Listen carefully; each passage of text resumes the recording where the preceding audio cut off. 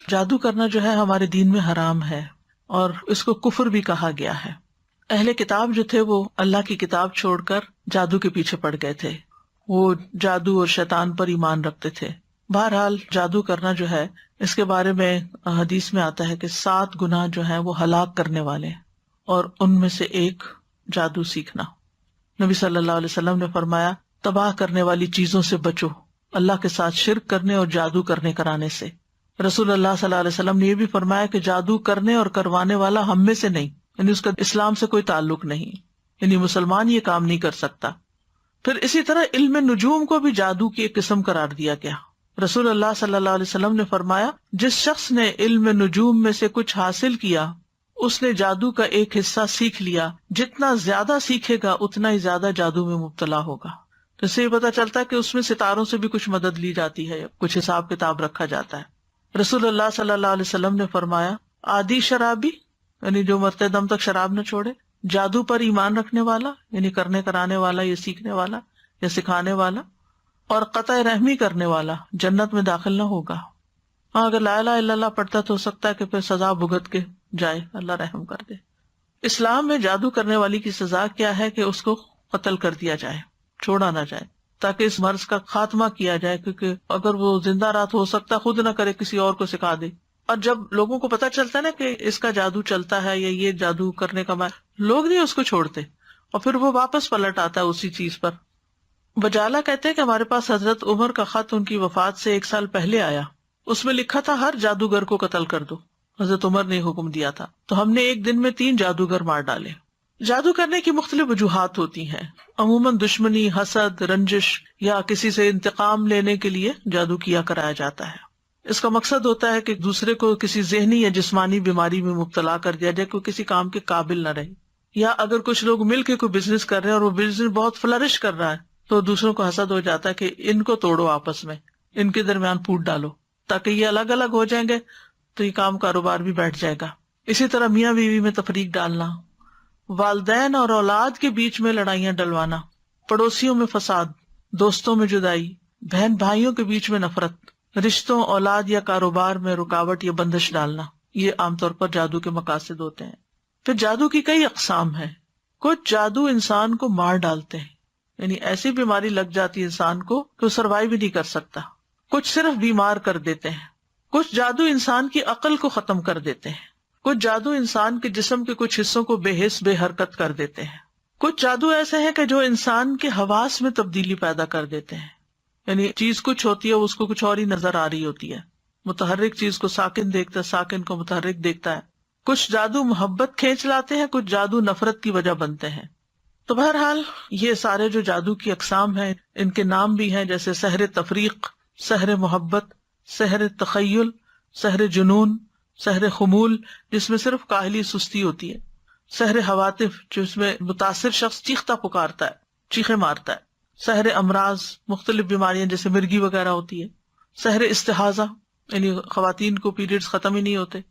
پھر جادو کی علامات بعض آہستہ آہستہ شروع ہوتی ہیں، بعض ایک دم اسٹرانگ آتی ہیں، جیسے سستی، گھبراہٹ، خاموشی، تنہائی کی عادت، کسی سے نہیں ملنا، کسی سے بات نہیں کرنی، ذہنی انتشار، حد سے زیادہ چڑچڑا پن، ذرا سی بات پہ بھڑک اٹھنا، کسی کام میں دل نہ لگنا، نماز روزہ عبادت چھوڑ دینا، بغیر کسی بیماری اور وجہ کے سر چکرانا، ڈراؤنے خواب آنا، خواب میں بھی رونا، چیخنا، چلانا، خون کے چھینٹے اور کپڑوں کو کٹا ہوا پانا، خامد بیوی کے درمیان آپس میں کوئی کشش محسوس نہ کرنا، بغیر کسی وجہ کے رشتہ داروں کا آپس کے معاملات میں بگاڑ ہو جانا، یعنی ایک دوسرے سے ملنا جلنا چھوڑ دینا۔ تو یہ اس کی ظاہری علامات ہوتی ہیں۔ اب یہ ہے کہ اس شر سے بچنے کے لیے کیا کرنا چاہیے، کیونکہ جن اور انسان دونوں ہی انسان کے دشمن ہو سکتے ہیں۔ سب سے پہلی بات یہ ہے کہ انسان اللہ کے ساتھ اپنا تعلق مضبوط کرے، اللہ پر بھروسہ کرے، اور دل میں یہ خیال نہ لائے اور یہ وہم نہ لائے کہ مجھے پر کوئی جادو کر دے گا، بلکہ اللہ پہ توکل کرے، اللہ کی پناہ لے۔ حدیث میں آتا ہے کہ اللہ تعالیٰ فرماتا ہے میرا بندہ اگر مجھ سے مانگتا ہے تو میں اسے دیتا ہوں، جو محبوب بندہ ہوتا ہے۔ اگر وہ کسی سے میری پناہ مانگتا ہے تو میں اس کو پناہ دے دیتا ہوں۔ پھر اللہ تعالیٰ کے احکامات کی حفاظت، حدیث میں آتا ہے احفظ اللہ یحفظک، تم اللہ کے احکام کی حفاظت کرو، اللہ تمہاری حفاظت کرے گا۔ نمازوں کی حفاظت، یعنی جو نمازوں کی حفاظت کرتا ہے وہ اللہ کے ذمے میں ہوتا ہے، اللہ کی حفاظت میں ہوتا ہے۔ خصوصاً نماز فجر کی حفاظت. اسی طرح اشراق کا پڑھنا. رسول اللہ صلی اللہ علیہ وسلم نے فرمایا، اللہ عز و جل فرماتا ہے، اے ابن آدم تو دن کے پہلے حصے میں میرے لیے 4 رکعتیں پڑھ لیا کر، میں اس دن کے آخری حصے تک تیری کفایت کروں گا. پھر طہارت کا خیال رکھنا. یاد رکھیے یہ جنات اور یہ شر اور شیاطین اور یہ جادو کے اثرات ان لوگوں پر زیادہ ہوتے ہیں جو پاک صاف نہیں رہتے، اپنے ڈرٹی بالوں کو صاف نہیں کرتے، اپنے استنجا کا صحیح اہتمام نہیں کرتے، یا نہاتے نہیں ہیں، یا صاف کپڑے نہیں پہنتے، یا اندھیرے میں رہنا پسند کرتے ہیں، یا سیاہ رنگ ان کو بہت پسند ہوتا ہے کیونکہ سیاہ رنگ کے اوپر شیاطین زیادہ آسانی سے کام کر لیتے ہیں. پہلے بھی حدیث میں نے آپ کو سنائی تھی کہ جب انسان سو کر اٹھے تو اپنے ناک کو خوب جھاڑے کیونکہ شیطان جو ہے ناک کے باندھنے پر رات گزارتے ہیں. پھر صبح شام کے اذکار کی پابندی کریں. سونے جاگنے کے اذکار کی پابندی وہ بھی حفاظت کے لیے بہت ضروری ہے. بیت الخلاء میں جاتے ہوئے دعا پڑھیں. ہر کام سے پہلے بسم اللہ پڑھیں کیونکہ جس کام میں بسم اللہ ہو جاتی ہے تو شیطان وہاں سے نکلتا جاتا ہے، وہ اس میں داخل نہیں ہو سکتا، شامل نہیں ہو سکتا. جیسے انسان اپنے گھر میں داخل ہوتا ہے تو بسم اللہ پڑھ کے دروازہ کھولے، کھانا کھانے لگتا ہے تو بسم اللہ پڑھ کر کھائے، اور اسی طرح لائٹ آف کر رہا ہے، لائٹ آن کر رہا ہے، کوئی چیز اٹھا رہا ہے، رکھ رہا ہے تو بسم اللہ کو تکیہ کلام بنا لینا چاہیے ایک طرح سے لباس اتارتے وقت. اور پھر اسی طرح دائیں ہاتھ سے کھانا اور پینا چاہیے کیونکہ شیطان بائیں ہاتھ سے کھاتا ہے، تو اگر بائیں ہاتھ سے آپ کھاتے ہیں تو شیطان بیچ میں شریک ہو جاتا ہے اور اس کو اپنا عمل کرنے کا موقع مل جاتا ہے. پھر مغرب کے وقت بچوں کو خاص طور پہ گھر سے باہر نہیں نکالنا چاہیے کیونکہ مغرب کے قریب شیطان جنات جو ہیں وہ زمین پر پھیل جاتے ہیں اور اچکتے پھرتے ہیں. اب اس کا علاج کیسے کرنا چاہیے؟ سب سے پہلے یہ ہے کہ انسان قرآن سے علاج کرے. قرآن شفا ہے، نافع علاج ہے. قل هو للذین آمنوا ھدی وشفاء، کہہ دیجئے یہ ان لوگوں کے لیے جو ایمان لائے ہدایت اور شفا ہے. وَنُنَزِّلُ مِنَ الْقُرْآنِ مَا هُوَ شِفَاءٌ وَرَحْمَةٌ لِّلْمُؤْمِنِينَ وَلَا يَزِيدُ الظَّالِمِينَ إِلَّا خَسَارًا. ہم قرآن میں جو کچھ نازل کرتے ہیں وہ مومنوں کے لیے تو شفا اور رحمت ہے مگر ظالموں کے خسارے میں ہی اضافہ ہوتا ہے. حضرت عائشہ سے مروی ہے کہ رسول اللہ صلی اللہ علیہ وسلم ایک مرتبہ ان کے پاس تشریف لائے تو دیکھا ایک عورت حضرت عائشہ کا علاج کر رہی ہے، بیمار جو تھی یا ان کو دم کر رہی ہے. تو آپ نے فرمایا کتاب اللہ کے ساتھ اس کا علاج کرو. آپ کو معلوم ہے کہ اس زمانے میں مدینہ میں کوئی حکیم کوئی ڈاکٹر کچھ بھی نہیں تھا، وہ لوگ عام طور پہ بیمار نہیں ہوتے تھے. تو ایک حکیم کو پتا چلا کہ اس علاقے میں کوئی حکیم نہیں تو وہ آ گیا کہ میں یہاں رہ کر لوگوں کا علاج کروں گا. 6 مہینے گزر گئے، اس کے پاس کوئی بھی نہیں آیا کہ کوئی بیمار نہیں پڑا. تو آخر اس نے راز پوچھا کہ کیا وجہ ہے. اس نے کہا کہ اس وقت تک ہم نہیں کھاتے جب تک بھوک نہیں لگتی، اور جب بھی بھوک باقی ہوتی ہے تو کھانا چھوڑ دیتے ہیں. بہرحال اگر چھوٹی موٹی کوئی تکلیف ہوتی بھی تھی تو دم وغیرہ کر لیتے تھے لوگ، قرآن پڑھ لیتے تھے، مسنون دعائیں ہیں وہ پڑھ لیا کرتے تھے، علاج ہو جاتا تھا. تو آپ صلی اللہ علیہ وسلم نے فرمایا کہ کتاب اللہ کے ساتھ اس کا علاج کرو، یعنی قرآن میں سے پڑھ کر اس پہ دم کرو. اسی طرح کچھ غذائیں ایسی ہیں کہ جو علاج ہیں، جیسے کلونجی. آپ نے فرمایا کلونجی کے دانوں میں موت کے علاوہ ہر بیماری کا علاج ہے، یعنی اس تیل پر دم کر کے انسان مریض کے متاثرہ حصے جو ہیں ان پر لگا سکتا ہے، مساج کر سکتا ہے. اور کلونجی کے دانوں پہ دم کر کے وہ پھر مریض کو کھلانا بھی چاہیے. اسی طرح شہد، یعنی صبح و شام 1 چمچ شہد جو ہے اگر انسان کھائے نہار منہ اور پھر اس کے بعد کچھ نہ کھائے کم از کم آدھا گھنٹہ، تو اس سے بھی جسم کے اندر سے زہریلے مادے نکلتے ہیں. قرآن میں آتا ہے یخرج من بطونها شراب مختلف الوانہ فیہ شفاء للناس. یہ اللہ تعالیٰ کا حکم ہے کہ شہد میں شفا ہے، خالص ہونا چاہیے. ٹھیک ہے، آپ صلی اللہ علیہ وسلم نے فرمایا شفا 3 چیزوں میں، پچھنا لگوانے میں، شہد پینے میں، اور آگ سے داغنے میں. اور میں اپنی امت کو آگ سے داغنے سے منع کرتا ہوں. تو اب شہد چاہے را پی لیں یا اس کو پانی میں ملا کے پی لیں، تو اس پہ بھی آپ دم کر کے رکھ سکتے ہیں اور اس کو بھی استعمال کر سکتے ہیں. آپ صلی اللہ علیہ وسلم نے فرمایا شفا تو صرف 2 چیزوں میں ہے، شہد لوگوں کے لیے شفا ہے اور قرآن دلوں کی شفا ہے. پھر آب زمزم جس مقصد کے لیے اس کو پیا جائے تو اس سے شفا ہوتی ہے. اگر آپ کے پاس تھوڑا سا بھی آب زمزم ہو، کوئی حج سے آنے والا یا عمرے سے آنے والا آپ کے لیے لائے، تو آپ اس کو ضروری نہیں کہ ایک مرتبہ سارا پی جائیں، آپ اس کو دوسرے پانی میں تھوڑا تھوڑا ملا لیں، وہ پورے پانی کا مزاج بدل جائے گا. حدیث میں آتا ہے کہ انہا مبارکتن انہا طعام طعم، کہ وہ بابرکت ہے اور کھانے والے کا کھانا بھی ہے. اور حدیث میں بھی آتا ہے کہ زمزم کا پانی اس مقصد کے لیے جس کے لیے وہ پیا جائے. اور اگر آپ وہاں جائیں اللہ کے گھر تو زمزم سے نہائیں. نیچے وہ جگہ بنی ہوتی تھی پہلے، آپ کو مجھے نہیں معلوم، تو لوگ اپنے اوپر بھی بہاتے تھے. پیچھے کا صفا مروہ کی طرف سے جائے نا باہر نکل کے، تو وہاں ٹیپس لگی ہوئی ہیں جہاں ڈائریکٹ زمزم آ رہا ہوتا ہے. بوٹل بھر کے لے آئیں اور اپنے اوپر تھوڑا تھوڑا تھوڑا کر کے سارا بہا لیں. اس کو دم کر کے بھی نہا سکتے ہیں, اس سے بھی بیماری جاتی ہے, اور صبح شام اس کو پیا جائے. پھر اسی طرح دم کیا ہوا پانی جو ہے ناک میں ڈالنا اور جھاڑنا, یعنی ڈال کے اس کو جھاڑا جائے, کیونکہ یہ جگہ شیاطین کے بیٹھنے کی ہو جاتی ہیں. زیتون کا تیل استعمال کرنا, نبی صلی اللہ علیہ وسلم نے فرمایا زیتون کھاؤ اور اس کو لگاؤ, بے شک یہ مبارک درخت ہے. اچھا تو یہ ہے کہ شہد, زیتون کا تیل اور کلونجی کا تیل یا کلونجی کے دانے, ان کو انسان مکس کر کے رکھ لے اور اس میں سے ½ ٹی اسپون یا 1 ٹی اسپون صبح شام لے سکتا ہے یا ایک ٹائم لے سکتا ہے, کیونکہ ہر ایک کو ایک ڈوز نہیں چلتی. تو جو ان چیزوں کے ماہر ہوتے ہیں طب نبی کے, ان سے پوچھا جا سکتا, مشورہ کیا جا سکتا. یعنی یہ امیونٹی بڑھانے والی چیزیں, آپ اس میں سے پہلے تھوڑا لیں, آپ کو پچ گیا ہے, پھر تھوڑا سا اور انکریز کر دیں, پھر تھوڑا سا اور کر دیں, پھر دیکھیں کہاں تک لمٹ ہے آپ کی. اس سے بھی انسان کے جسم کی بہت سی دردیں اور تکلیفیں جو ہیں وہ دور ہوتی ہیں. زیتون کا تیل صبح کے وقت پینا جو ہے یہ بھی بہت فائدے کا ہے. اور اب تو یہ بات بہت سننے میں آتی ہے نا کہ صبح سب سے پہلی چیز جو ہے, یا آپ کوکونٹ کا آئل لیں یا زیتون کا لیں یا کوئی بھی آئل لیں, کیونکہ وہ لیور کی کلینزنگ کرتا ہے.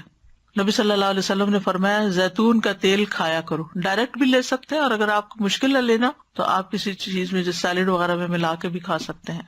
فرمایا زیتون کا تیل کھایا کرو اور اس سے تیل لگایا کرو, وَدَّهِنُوا بِهِ, یعنی مساج وغیرہ کیا کرو, کیونکہ وہ بابرکت درخت ہے. تو جسم پر زیتون اور کلونجی کا تیل الگ الگ وقت پہ ملا جا سکتا ہے, دونوں کو مکس کر کے بھی ملا جا سکتا ہے. پھر اسی طرح تلبینہ کھانا, فرمایا تذهب ببعض الحزن, یہ کچھ غم بھی دور کر دیتا ہے. اجوا کھانا, 7 اجوا کھجوریں صبح کے وقت اگر کوئی کھائے تو اس سے بھی علاج ہوتا ہے. جس نے یہ کھجوریں کھا لی, نبی صلی اللہ علیہ وسلم نے فرمایا اسے زہر اور جادو کوئی نقصان نہیں دے گا. چونکہ اجوا ایک مہنگی کھجور ہے, تو اگر نہ میسر ہو تو کوئی بھی کھجور شفا کی نیت سے کھائی جا سکتی ہے. پھر سنا مکی, اس کو سنوت بھی کہتے ہیں. صبح شام اس کا ایک چھوٹا چمچہ کھانا, جیسے حدیث میں آتا ہے سنا مکی اور سنوت کو لازم پکڑو, کیونکہ اس میں ہر بیماری کا علاج ہے سوائے سام کے. پوچھا گیا سام کیا, تو آپ نے فرمایا موت. اچھا سنا مکی جو ہے یہ پیٹ صاف کرتی ہے, تو پھر ظاہر اگر زہریلے مادے آنتوں میں ہے, یہ کچھ ایسی چیزیں ہیں تو اس سے انسان کو نجات ہوتی ہے. پھر ہجامہ, آپ نے فرمایا اگر تمہاری دواؤں میں کسی میں بھلائی ہے تو پچنا لگوانے میں یا شہد پینے اور آگ سے داغنے میں, اگر وہ مرض کے مطابق ہو, اور میں آگ سے داغنے کو پسند نہیں کرتا. یاد رکھیے غیر شرعی طریقہ علاج سے ممانعت اختیار کرنی چاہیے, کہ انسان ایسے جادوگروں کے پاس جائے جو اس کو ایسی چیزیں کرنے کو کہے جو درست نہیں ہے. نشوبدہ بازو سے علاج نہیں کروانا چاہیے, اور حرام میں شفا نہیں ہے. اگر کوئی کہے کہ شراب لے آؤ, میں اس کے اوپر کچھ منتر پڑھ دیتا ہوں اور اس سے تم مت پیو تو ٹھیک ہو جاؤ گے, تو ایسی چیزیں نہیں کرنی چاہیے. پھر جادو کا علاج جادو سے نہیں کرنا چاہیے, یعنی کچھ لوگ جادوگروں کے پاس چلے جاتے ہیں اور وہ ان کے جادو کا توڑ کرتے ہیں جادو کے ذریعے. اور پھر غیر شرعی جھاڑ پھنکار جو ہے, جس کو نشرہ کہا جاتا ہے, فرمایا یہ شیطانی عمل ہے, کیونکہ اس میں جنات کی مدد طلب کی جاتی ہے, روحوں کو پکارا جاتا ہے. اسی کے بارے میں آپ نے فرمایا تھا کہ میری امت کے 70,000 لوگ بلا حساب جنت میں داخل ہوں گے. یہ وہ لوگ ہیں جو نہ جھاڑ پھونک کرواتے ہیں نہ پھال لیتے ہیں, بلکہ اپنے رب پر بھروسہ کرتے ہیں. تو یہ غیر شرعی جو نشرہ جو ہے یا غیر شرعی دم کے بارے میں ہے. جو شرعی دم ہے سورۃ فاتحہ پڑھ کر یا ویسے قرآن پڑھ کر کسی کے اوپر جھاڑنا پھونکنا, اس سے منع نہیں ہے. اور مثلا شیطان کو بگانے کا طریقہ آپ نے کیا بتایا, اعوذ باللہ السمیع العلیم من الشیطان الرجیم من ہمزہ ونفخہ ونفثہ پڑھ کر ستکارا جائے, پھونک ماری جائے جس میں تھوڑی لعاب بھی ہو, تو یہ بھی تو جھاڑ ہو گئے. خود نبی صلی اللہ علیہ وسلم جب بیمار تھے تو اپنے ہاتھوں پر معوذتین پڑھ کر پھونک مار کر سارے جسم کے اوپر اپنے ہاتھ پھیرتے تھے. جب کسی مریض کے پاس جاتے تو اس کے اوپر ہاتھ پھیر کر اس کے اوپر اللہ کا ذکر پڑھتے. یہی رقیہ ہوتا ہے, یہی دم ہوتا ہے. لیکن کاہنوں اور نجومیوں کے پاس نہیں جانا چاہیے, اور تعویذ وغیرہ سے بچنا چاہیے. عبداللہ رضی اللہ عنہ کہتے ہیں میں نے رسول اللہ صلی اللہ علیہ وسلم کو یہ فرماتے ہوئے سنا کہ جھاڑ پھونک, تعویذ اور گنڈے سب شرک ہیں.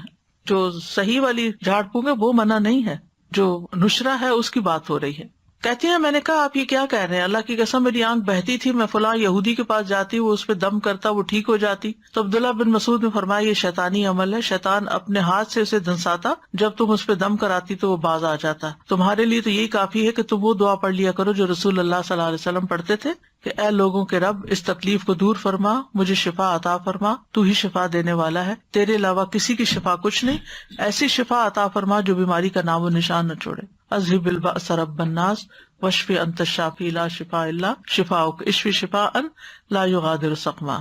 پھر اسی طرح جادو سے حفاظت کے لیے اور جادو کے علاج کے لیے سورۃ الفاتحہ جو ہے یہ بہت فائدے کی ہے۔ اور اس کی دلیل کیا ہے؟ ابو سعید خدری کہتے ہیں کہ نبی صلی اللہ علیہ وسلم کے چند صحابہ عرب کے قبیلوں میں سے ایک قبیلے کے پاس سے گزرے تو قبیلہ والوں نے ان کی ضیافت نہیں کی۔ کچھ دیر بعد اس قبیلے کے سردار کو بچھو نے کاٹ لیا۔ قبیلے والوں نے کہا کہ آپ لوگوں کے پاس کوئی دوائی یا کوئی دم کرنے والا ہے؟ تو صحابہ نے کہا کہ تم نے ہماری ضیافت نہیں کی، اب ہم اس وقت تک دم نہیں کریں گے جب تک تم ہمارے لیے اس کی مزدوری مقرر نہ کرو۔ یہیں سے راقی حضرات جو ہے وہ اس کی دلیل لیتے ہیں کہ راقی جو ہے وہ اجرت لے سکتا ہے۔ چنانچہ ان لوگوں نے چند بکریاں دینی منظور کر لی۔ پھر ابو سعید خدری سورۃ الفاتحہ پڑھنے لگے اور اپنا لعاب بھی اس جگہ پر ڈالنے لگے۔ اس سے وہ شخص اسی وقت ٹھیک ہو گیا، تندرست ہو گیا۔ چنانچہ قبیلے والے بکریاں لے کر آئے، لیکن صحابہ نے کہا جب تک ہم نبی صلی اللہ علیہ وسلم سے پوچھ نہ لیں ہم بکریاں نہیں لے سکتے۔ جب آپ سے پوچھا گیا تو آپ مسکرائے اور فرمایا تمہیں کیسے معلوم ہو گیا تھا کہ سورۃ فاتحہ سے دم بھی کیا جا سکتا ہے؟ ان بکریوں کو لے لو اور اس میں میرا حصہ بھی رکھو، یعنی خوش مزاجی سے آپ نے فرمایا۔ اور یہ اس لیے فرمایا گا کہ لوگوں کے دلوں کے اندر کراہت نہ ہو اس میں۔ تو اس میں آپ دیکھیے کہ بعض راکی اس سے یہ دلیل بھی لیتے کہ وہ 40 بکریاں تھی اور راکی کو 40 بکریوں کی قیمت تک کی قیمت لینے کا جواز ملتا ہے۔ بہرحال اللہ عالم۔ پھر سورۃ البقرہ جو ہے اس کا پڑھنا، نبی صلی اللہ علیہ وسلم نے فرمایا سورۃ البقرہ پڑھا کرو، اس کا پڑھنا باعث برکت ہے اور اس کا چھوڑنا باعث حسرت ہے، اور جادوگر اس کو حاصل کرنے کی طاقت نہیں رکھتے، یعنی اس پہ قابو نہیں پا سکتے۔ تو اس میں کیا کرنا چاہیے؟ روٹین میں روز سورۃ البقرہ کا کچھ حصہ پڑھتے رہنا چاہیے، جب پھر ختم ہو جائے پھر شروع کر لیں، پھر یعنی اور کچھ نہیں تو روزانہ 2 پیجز، یعنی ایک صفحہ ادھر ہوتا ہے ایک صفحہ ادھر۔ مصحف عثمانی میں آپ دیکھیں آیت پہ ختم ہوتا ہے نا صفحہ، 2 صفحے ہر روز پڑھ لیا کریں، مثلاً 4 صفحے ہر روز پڑھ لیں، 8 صفحے ہر روز پڑھ لیں تاکہ وہ برکت رہے۔ لگانا اور بات ہوتا ہے اور خود پڑھنا اور بات ہوتی ہے، کیونکہ اس میں تو صرف ہمارے کان سن رہے ہوتے ہیں، لیکن جب ہم خود پڑھتے ہیں تو ہمارا دل دماغ سب کچھ پھر حاضر ہوتا ہے اس میں۔ لیکن سورۃ البقرہ کی کچھ آیات جادو کے توڑ کے لیے بڑی مؤثر ہیں۔ اس میں الف لام میم سے لے کر المفلحون تک، اس کے بعد واتبعوا ما تتلو الشیاطین علی ملک سلیمان آیت نمبر 102 سورۃ البقرہ کی، پھر آیت نمبر 163 اور 164 وَإِلَٰهُكُمْ إِلَٰهٌ وَاحِدٌ لَا إِلَٰهَ إِلَّا هُوَ الرَّحْمَٰنُ الرَّحِيمُ، پھر آیت الکرسی، پھر آمن الرسول۔ تو آپ دیکھیں زیادہ تر رکیہ تو یہی آ گیا۔ رسول اللہ صلی اللہ علیہ وسلم نے فرمایا اللہ تعالیٰ نے زمین و آسمان کی تخلیق سے 2000 سال قبل کتاب لکھی تھی، اس میں سے 2 آیتیں نازل کر کے ان سے سورۃ البقرہ کا اختتام کیا گیا، لہٰذا جس گھر میں 3 راتوں تک سورۃ بقرہ کی آخری 2 آیتیں پڑھی جائیں گی شیطان اس کے قریب نہیں آئے گا، یعنی پھر وہ جادو وغیرہ کا اثر نہیں ہوگا انشاءاللہ۔ دیگر قرآنی آیات بھی ہیں جیسے سورۃ آل عمران کی آیت نمبر 18 اور 19، شہد اللہ انہ لا الہ الا ہو، اس میں بھی توحید کی بات ہے۔ پھر سورۃ الاعراف آیت 54 سے 56 تک، ان ربکم اللہ الذی خلق السماوات والارض فی 6 ایام، اور آیت 56 ہے ولا تفسدوا فی الارض بعد اصلاحها۔ پھر سورۃ الاعراف کی آیت نمبر 117 سے لے کر 122 تک، وأوحینا الی موسیٰ ان الق عصاک فاذا ہی تلقف ما یأفکون، جو آج لیکچر کے شروع میں آیات آپ نے سنی، 117 سے 122 تک۔ پھر سورۃ یونس آیت 81 سے 82، فلما القوا قال موسیٰ ما جئتم بہ السحر ان اللہ سیبطلہ ان اللہ لا یصلح عمل المفسدین ویحق اللہ الحق بکلماتہ ولو کرہ المجرمون۔ پھر سورۃ طٰہٰ کی آیت وَأَلْقِ مَا فِي يَمِينِكَ تَلْقَفْ مَا صَنَعُوا إِنَّمَا صَنَعُوا كَيْدُ سَاحِرٍ وَلَا يُفْلِحُ السَّاحِرُ حَيْثُ أَتَىٰ۔ پھر سورۃ المؤمنون کی آیت ہے أَفَحَسِبْتُمْ أَنَّمَا خَلَقْنَاكُمْ عَبَثًا وَأَنَّكُمْ إِلَيْنَا لَا تُرْجَعُونَ فَتَعَالَى اللَّهُ الْمَلِكُ الْحَقُّ لَا إِلَٰهَ إِلَّا هُوَ رَبُّ الْعَرْشِ الْكَرِيمِ۔ یہ آگے بھی ہے أَنْتَ خَيْرُ الرَّاحِمِينَ تک۔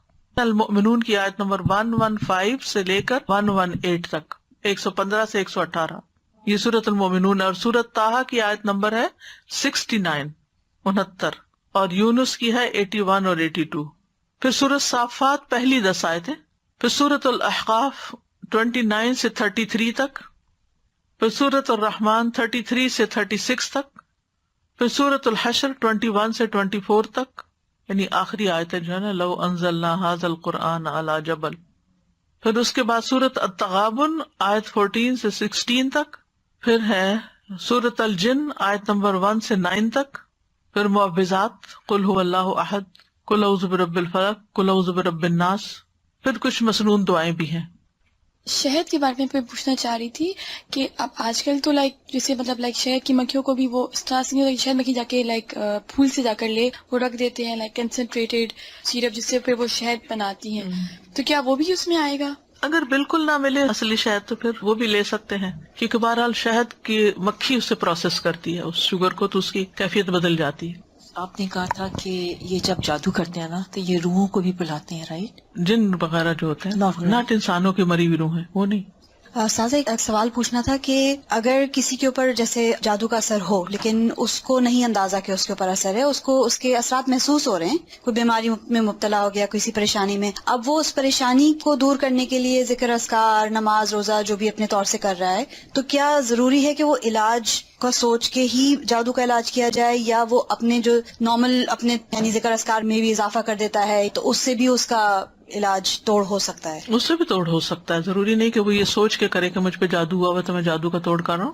اگر ویسے بھی، کیونکہ کبھی کبھی ذہن نہیں جاتا آپ کا کہ کوئی جادو کا اثر ہوگا، بٹ آپ کو اثرات محسوس ہو رہے ہوتے ہیں اس کے۔ لیکن جب آپ وہ قرآن وغیرہ پڑھتے ہیں، جو بھی ایک میں ابھی انشاءاللہ اینڈ پہ بتانا چاہ رہی تھی، ابھی بتا دیتی ہوں، اس جو کہ آپ نے پوچھ ہی لیا، کہ رقیہ بھی کئی قسم کا ہے۔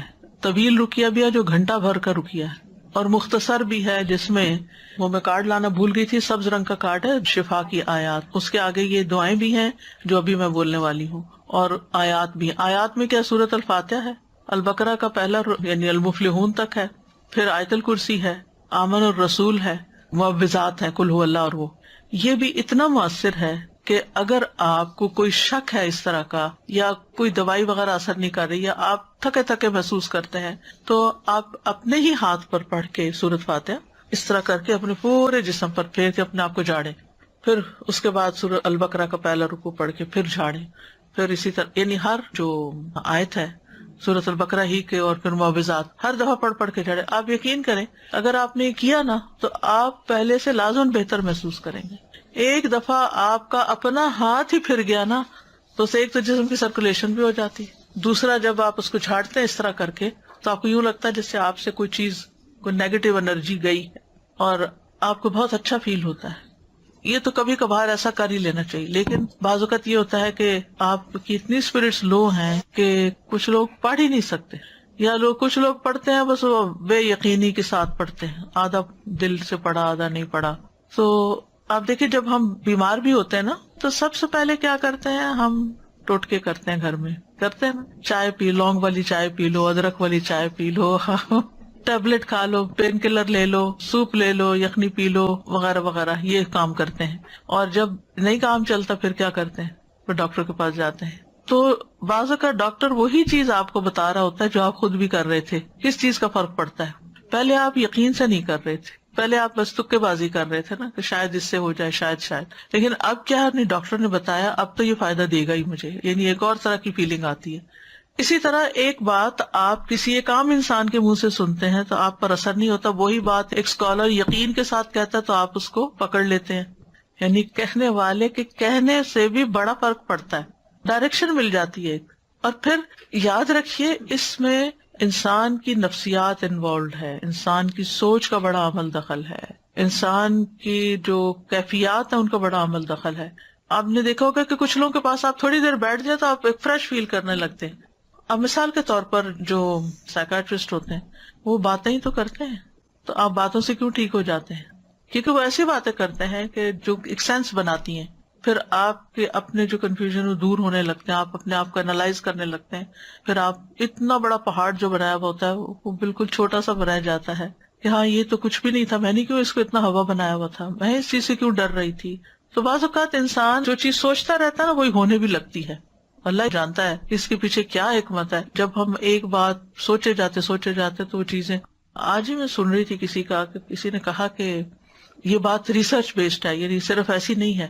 وہ کہتے ہیں کہ جو لوگ تیز گاڑی چلاتے ہیں ان کے ایکسیڈنٹس کم ہوتے ہیں بنسبت ان لوگوں کے جو ڈرے رہتے ہیں اور کہتے ہیں کہیں میں ایکسیڈنٹ نہ کر دوں، وہ زیادہ ایکسیڈنٹ کرتے ہیں، کانفیڈینس نہیں ہوتا۔ تو یہ جو یقین ہے نا یہ بڑی دولت ہے، جو کانفیڈینس ہے یہ بڑی دولت ہے۔ کسی انسان پر آپ کا اعتماد ہو تو اس کی چھوٹی سی بات بھی آپ کو لگ جاتی ہے، اور اگر کسی پر نہیں تو وہ بڑی بڑی بات بھی آپ کو سمجھائے تو آپ کہتے ہیں بس یہ تو باتیں ہی کرتا ہے، اس کی کیا بات ہے، یقین نہیں آتا آپ کو اس پر۔ اب دیکھیے ہمارا دین تو بنیاد ہی ایمان پر ہے، اللہ پر ایمان لاؤ، رسول پر ایمان لاؤ، رسول پر ایمان لاتے ہیں تو ان کی ہر بات کو ہم سنت سمجھ کے، ثواب سمجھ کے، ریچول سمجھ کے کرنا شروع کر دیتے ہیں، اور بعد میں ہمیں پتا چلتا ہے اس کا تو یہ اور یہ فائدہ تھا، اور ہم پہلے سے ہی کر رہے ہوتے ہیں۔ اس علاج میں یہ بات ضرور ذہن میں رکھیے، یقین کی بات۔ تو چند مسنون دعائیں ہیں، میں یہ بتا دوں ایک دفعہ، اور یہ جو کارڈ میں آپ کو بتا رہی تھی آیات شفا کا، یہ ایکچولی میں نے خود بہت چیزیں دیکھ کے پھر اس نظریے کے ساتھ اس کو میں نے بنوایا تھا کہ دیکھنے میں بھی چھوٹا، اٹھانے میں بھی، بیگ میں بھی رکھ سکیں، اور مختصر ہو اور اوتھینٹک ہو۔ تو اس میں یہ جو میں اس وقت آپ کو بتا رہی ہوں وہی دعائیں ہیں، اگر آپ اپنی نماز کی جگہ پہ رکھ لیں یا کہیں بھی جہاں آپ کی نظر پڑتی ہو، یا کوئی بیمار ہو اس پہ جا کے پڑھ کے اس پہ دم بھی کر سکتے ہیں، یا اس کو دے سکتے ہیں، وہ اپنے لیے خود بھی پڑھ سکتا ہے۔ اسی طرح یہ کتاب ہے جادو، حقیقت اور علاج، اس میں کافی ڈیٹیل ہے، اگر انسان حقیقت معلوم کر لے تو پھر خوف زیادہ نہ ہو، اس سے نکل آئے، اور یہ یقین رکھے کہ میں ٹھیک ہو جاؤں گا۔ یعنی جب بیمار کو یہ ہوتا کہ میں نے ٹھیک کوئی نہیں ہونا، جیسے وہ ایک بوڑھے کے بخار ہو گیا تھا تو آپ نے اس کو جب سمجھایا تو اس نے کہا کہ نہیں یہ تو مجھے قبر میں اتار کے ہی چھوڑے گا، تو آپ نے کہا پھر ٹھیک ہے۔ تو سوچ سے بھی بہت تعلق ہوتا ہے چیزوں، پازیٹو سوچیں ہمیشہ۔ ایک اور دعا، اعوذ بکلمات اللہ التامات التی لا یجاوزہن بر ولا فاجر من شر ما خلق وذرأ وبرأ ومن شر ما ينزل من السماء ومن شر ما يعرج فيها ومن شر ما ذرأ في الأرض ومن شر ما يخرج منها ومن شر فتن الليل والنهار ومن شر كل طارق إلا طارق يطرق بخير يا رحمن۔ میں اللہ کے کامل کلمات کے ساتھ پناہ پکڑتا ہوں جن سے آگے نہ تو کوئی نیک اور نہ ہی کوئی برا شخص بڑھ سکتا ہے، ہر اس چیز کے شر سے جس کو اس نے بنایا، پیدا کیا اور پھیلایا، ہر اس چیز کے شر سے جو آسمان سے اترتی ہے، اور اس چیز کے شر سے جو اس میں چڑھتی ہے، اور اس چیز کے شر سے جسے اس نے زمین میں پیدا کیا، اور اس چیز کے شر سے جو اس سے نکلتا ہے، اور رات اور دن کے فتنوں کے شر سے، اور رات کو آنے والے کے شر سے، سوائے اس کے جو خیر کے ساتھ آئے، اے رحم فرمانے والے۔ یہ جو ہے جبریل علیہ السلام کی سکھائی ہوئی دعا ہے، ٹھیک ہے۔ ابو طیاح کہتے ہیں ایک آدمی نے عبد الرحمن بن خنبش سے پوچھا کہ رسول اللہ صلی اللہ علیہ وسلم نے اس وقت کیا کیا جب ان کے پاس شیاطین آئے؟ انہوں نے کہا شیاطین مختلف وادیوں گھاٹیوں سے اتر کر آپ کے پاس آئے، اور ان میں سے ایک شیطان کے ساتھ آگ کا شعلہ تھا جس کا ارادہ یہ تھا کہ وہ رسول اللہ صلی اللہ علیہ وسلم کو جلا دے، یعنی اتنے ڈھیروں ڈھیر آ گئے، لیکن وہ مروب ہو گیا، خود ہی پیچھے ہٹنے لگا۔ اتنی دیر میں جبریل آپ کے پاس اور کہنے لگے اے محمد کہیے۔ آپ نے پوچھا کیا کہوں؟ انہوں نے کہا آپ کہیے یہ دعا، یہ پڑھیے، یعنی اگر ڈھیروں شیطان بھی آپ کے پیچھے لگ جائیں تو اس دعا سے بھاگ جائیں گے انشاءاللہ۔ اور اس میں پناہ لی گئی ہے اللہ کے سارے کلمات سے، سب کتابوں یعنی قرآن اور اس کے علاوہ بھی جو کچھ ہے، اور پھر ہر چیز کے شر سے، جو اوپر سے آئے، جو نیچے سے جائے، رات کا شر، دن کا، ہر قسم کا شر، اور ہر طرح کے فتنے اور ہر طرح کے حادثے جو رات کو آئیں یا دن کو آئیں۔ تو یہ دعا بہت فائدے کی ہے، صبح شام کی دعاؤں میں آپ شامل کر سکتے ہیں۔ اسی طرح ایک اور دعا بھی ہے، اعوذ بوجہ اللہ العظیم الذی لیس شیء اعظم منہ وبکلمات اللہ التامات التی لا یجاوزہن بر ولا فاجر وباسماء اللہ الحسنی کلہا ما علمت منہا وما لم اعلم من شر ما خلق وبرأ وذرأ۔ میں اللہ کے عظیم چہرے کی پناہ پکڑتا ہوں جس سے عظیم کوئی اور چیز نہیں، اور اس کے مکمل کلمات کے ساتھ پناہ لیتا ہوں جن سے آگے کوئی نیک یا بد بڑھ ہی نہیں سکتا، اور اس کے تمام اسماء حسنہ کے ساتھ پناہ لیتا ہوں جن کو میں جانتا ہوں، جن کو میں جانتا بھی نہیں ہوں۔ کس سے؟ ہر اس چیز کے شر سے جس کو اس نے بنایا، پیدا کیا اور پھیلا دیا۔ بات ہی ختم، کوئی چیز بچی نہیں۔ کعب الاحبار کہتے ہیں اگر میں یہ چند کلمات نہ پڑھتا تو یہودی مجھے گدھا بنا دیتے، یعنی یہ حضرت کعب الاحبار جو ایک یہودی عالم تھے وہ پڑھا کرتے تھے، کیونکہ یہود بہت زیادہ جادو میں پڑ گئے تھے، تو اس کا انہوں نے توڑ بتایا۔ پھر اعوذ بکلمات اللہ التامات من غضبہ وشر عبادہ ومن ھمزات الشیاطین وان یحضرون۔ میں اللہ کے تمام کلمات کی پناہ میں آتا ہوں، اس کی ناراضگی سے، اس کے بندوں کی شرارتوں سے، شیطانوں کے وسوسوں سے، اور اس بات سے کہ وہ میرے پاس آئیں۔ پھر اعوذ بکلمات اللہ التامات من کل شیطان وہامۃ ومن کل عین لامۃ۔ میں پناہ پکڑتا ہوں اللہ کے پورے کلمات کے ذریعے، اور ہر ایک شیطان سے، اور ہر زہریلے جانور سے جیسے سانپ، بچھو وغیرہ، اور ہر نقصان پہنچانے والی بری نظر سے۔ پھر 3 دفعہ شام کے وقت اعوذ بکلمات اللہ التامات من شر ما خلق اور بسم اللہ الذی لا یضر مع اسمہ شیء فی الارض ولا فی السماء وهو السمیع العلیم. پھر اسی طرح اگر آپ دوسرے کو دم کر رہے ہیں تو اللہم رب الناس مذہب البأس اشفی انت الشافی لا شفاء الا شفاء الا انت شفاء لا یغادر سقما. یہ صحیح بخاری کی روایت ہے. پھر اذہب البأس رب الناس انت الطبیب وانت الشافی. اے اللہ جو لوگوں کا رب ہے تکلیف دور کر دے، تو ہی طبیب، تو ہی شفا دینے والا ہے. امسح البأس رب الناس بیدک الشفاء لا کاشف لہ الا انت. اے لوگوں کے رب اس تکلیف کو دور کر دے، شفا تیرے ہاتھ میں ہے، تیرے علاوہ کہیں اور سے شفا نہیں مل سکتی. پورا یقین و توکل اور بھروسہ اللہ پہ. بسم اللہ ارقیک من کل شیء یؤذیک من شر کل نفس او عین حاسد اللہ یشفیک. بسم اللہ ارقیک، میں اللہ کا نام لے کر آپ پر دم کرتا ہوں ہر اس چیز سے جو آپ کو تکلیف پہنچائے، ہر نفس کے شر سے اور نظر بد سے. اللہ آپ کو شفا عطا فرمائے. میں اللہ کا نام لے کر آپ پہ دم کرتا ہوں. بسم اللہ یبریک ومن کل داء یشفیک ومن شر حاسد اذا حسد وشر کل ذی عین. اللہ کے نام کے ساتھ وہ آپ کو صحت دے اور ہر بیماری سے شفا دے، اور حاسد کے شر سے جب وہ حسد کرے، اور ہر بری نظر والے کے شر سے محفوظ رکھے. اور اسأل اللہ العظیم رب العرش العظیم ان یشفیک 7 دفعہ پھر پڑھے. میں اللہ عظمت والے سے دعا کرتا ہوں جو عرش عظیم کا رب ہے کہ وہ تمہیں شفا دے دے. تو یہ ہے علاج. آپ خود بھی کریں، اگر نہیں کام چلتا تو پھر کسی ماہر راقی سے بھی کروا سکتے ہیں علاج. لیکن توڑ اللہ کے کلام میں ہی ہے جو کہ جائز بھی ہے اور فائدہ مند بھی ہے، کیونکہ غلط طریقوں سے جادو کا توڑ جادو سے کرانا جو ہے یہ منع ہے. اور بعض اوقات وہ جنات کو اس طرح مدد کے لیے پکارتے ہیں کہ جس میں شرک کا پہلو بھی آ جاتا ہے. اچھا ایک بات یہ کہ جب آپ علاج کرا رہے ہو نا تو کسی سے ذکر بھی نہ کریں، کیونکہ شیاطین پھر اور ہوشیار ہو جاتے ہیں اور مزید اٹیک شروع کر دیتے ہیں بعض اوقات. سادہ جی میں ایک کوشچن بس پوچھ رہی تھی کہ نظر بد اور جادو سیم تھنگ ہے یا ڈفرینٹ ہے؟ نظر بد جادو الگ ہے، نظر بد الگ ہے. علاج ایک ہی ہے تقریباً. السلام علیکم استاد. جی وعلیکم السلام. میں تھوڑا سا لمبی بات کروں گی، ہو سکتا ہو جائے، لیکن یہ کہ یقین کے لیے سب کو میں آج ہی کا تازہ اپنا واقعہ سنانا چاہتی ہوں. جی سنائیے. میں انگلینڈ سے آئی ہوئی ہوں یہاں پر تو وزٹ کے لیے، تو آج میں آپ سے ملنے کے لیے آ رہی تھی. تو 2-3 دن سے میں یہ پروگرام بنا رہی تھی بہن کے ساتھ کہ مجھے لے چلو. تو میں ساتھ ہی اپنے اندر فیصلہ کر رہی تھی، کسی سے کوئی بات نہیں کی، کیونکہ 15 میں اسلام آباد گئی تھی آپ کے ادارے میں کورس کرنے کے لیے. تو میں وہاں 2-3 ماہ رہی ہوں، تو تقریباً 3 سپارے ہمارے ہو گئے تھے. لیکن یہ ہے کہ اچانک یہ ایک دن نا میرے ساتھ واقعہ پیش آیا کہ میں وہاں ٹوائلٹ میں گئی ہوں، تو وہاں پر نا مجھے جیسے ہی اپنے ہی یونیفارم میں ایک لڑکی نظر آئی ہے سامنے. تو اس نے مجھ سے سٹاپ کرا کے تو پوچھا ہے، تو کہتی ہے کہ آنٹی آپ سارے ایگزام دے رہی ہیں؟ تو میں نے اس کی طرف دیکھا تو اس کی آنکھوں میں نا کچھ یعنی کہ عجیب چیز نظر آئی ہے. تو میں چونکہ کلاس چھوڑ کے آئی تھی، میں جلدی میں تھی، میں نے رکی نہیں اور اس چیز پہ میں نے بادر ہی نہیں کی. تو میں واپس چلی گئی اس کو یہ کہہ کے کہ جی میں دے رہی ہوں ایگزام. لیکن نیکسٹ ڈے سے ہی میرا پیٹ ایسے خراب ہوا کہ میری وہ دوبارہ علاج ہو ہی نہیں سکا. 3 ویک میں میرا 11 کلو سے زیادہ ویٹ کم ہو گیا. جہاں بھی میں گئی جو چیز بھی اندر کچھ جا ہی نہیں رہا تھا. یہاں تک کہ ڈاکٹر نے پھر مجھے یہی کہہ دیا کہ آپ واپس چلی جائیں، یہاں کا پانی آپ کو سوٹ نہیں کیا. میں اور میری بیٹی دونوں ہم تھے وہاں پر. تو بہت دکھ تھا میری بیٹی کو بھی چھوڑ کے آنے کا، مجھے بھی، کہ بہت کوششوں کے بعد میں گئی تھی وہاں یہ کرنے. بہرحال میں واپس آ گئی مختصر. یہاں آ کے ہی بیٹی نے تو اللہ کا شکر ہے کہ کر لیا، آن لائن کر لیا، تو اس کا کمپلیٹ ہو گیا، میں نہیں کر سکی. پھر اس کے بعد چھوٹی موٹی یہ بقرہ وغیرہ اور عمران سورت کی میں نے کورس کیے، لیکن وہ میرا نہیں ہو سکا.